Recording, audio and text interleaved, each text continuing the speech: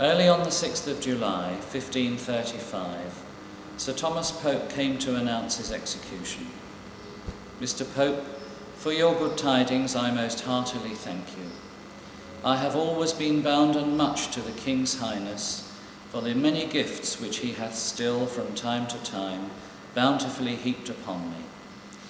And yet more bounden am I to his grace for putting me into this place, where I have had sufficient time and space to have remembrance of my last end.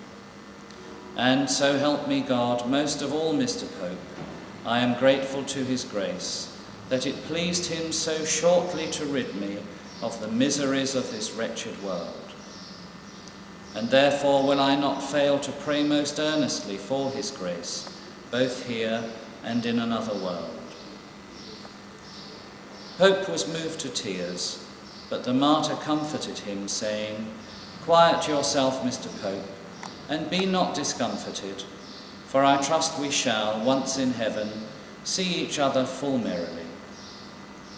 He put on his best apparel, given to him by his Italian merchant friend Bonvisi, as he had done on festivals of the church.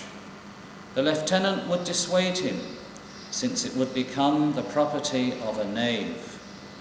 "What, Mr. Lieutenant," came the reply, "shall I account him a rascal who wilt do me this day so singular a benefit? May I assure you, were it cloth of gold, I would account it well bestowed upon him." He sent the headman of that little money that was left to him an angel of gold. He came forth, says Stapleton, in his servant's gown of frieze, following in the poverty of his master. His grandson, Cressacre, tells us that he had grown a long beard and carried in his hand a red cross, looking often towards heaven. They reached the scaffold. It looked rickety. "I pray you, Mr. Lieutenant," said Moore, "I pray you see me safe up, and for my coming down let me shift for myself." He began to speak a few words to the people, but the sheriff would dissuade him. And so, briefly, he desired all the people to bear witness that he died in and for the faith of the Holy Catholic Church. A faithful servant of the King, but God's servant first.